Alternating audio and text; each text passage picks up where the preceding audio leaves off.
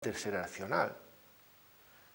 Entonces, todas estas cousas son realmente as importantes, porque se unha empresa non ten compromiso social cos seus traballadores, cos seus proveedores, coa súa comunidade, e só se rixe por parámetros económicos, pero isto sabemos que isto foi un fracaso.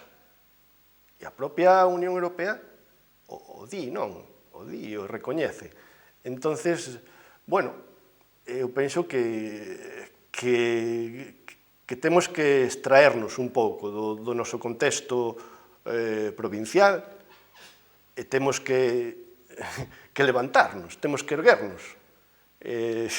Creo que é necesario. Ya hai forma de erguerse, hai medios de erguerse ante esta situación que está aquí encallada, que temos unha situación políticamente encallada na nosa provincia, non hai forma de salir dela, nin os do propio Partido Popular saben como salir dela. Claro.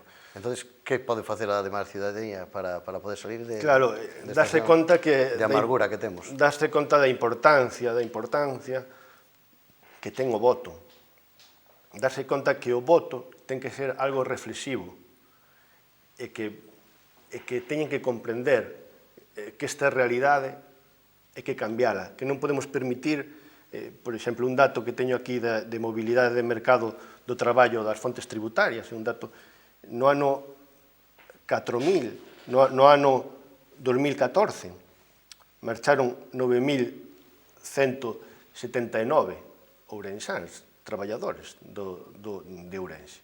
É dicir, eso son as cifras. Que hai máis dun tercio en riesgo de exclusión social, que temos unha realidade moi complicada, pero é que moita xente que non está a traballar,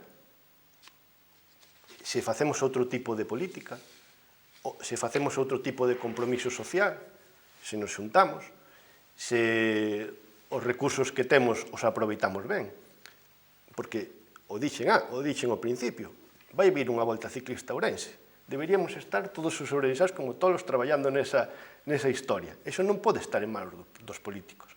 Eso ten que estar en manos dos profesionais. Os políticos dicir, oiga, ustedes profesionales, ustedes que son de la Facultad de Turismo, pónganme isto en marcha. Inyectar actividade. Eu penso que esa é a saída, non? É dicir, ou tomamos a nosa provincia polos cornos ou desaparecemos. Moi ben, dimoslle nosa palestra para que Eladio Medel, representante por Esquerda, nos expoña aquí o seu programa. Vamos a deixar os últimos minutos para que segas tú ou queiras convencer aos ourensáns para que vos voten, ou cualquier liña do programa que crees que non quedou todavía explicada para que nos lo expliques a todos. Sí, bueno, basicamente que é necesario a transformación social da nosa provincia, que realmente nos presentamos porque logramos reunir unha candidatura que é a máis forte de todas as candidaturas, desde o número 1 ao 4, temos xuristas, temos mediadores, temos expertos en turismo, temos expertos en medio, temos unha psicóloga, temos unha persoa que coñecedes, que está comprometida co emprego e coa empresa, temos un entrenador de baloncesto base que traballa no deporte, é o mellor equipo que pudemos facer. Entonces, bueno, de alguna maneira, esta é a oportunidade de dar un paso adiante e de dar un voto útil, un voto constructivo. Esa é a nosa vontade de participar e o noso ánimo de animar os ourensáns a participar con nós para máis adiante.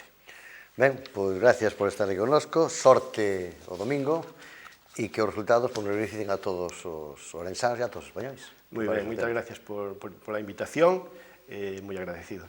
Ben, pois nós despedímonos desta segunda entrevista, gracias por acompañarnos, esperamos vernos aquí no noso plató na próxima entrevista. Un saúdo e boas noites.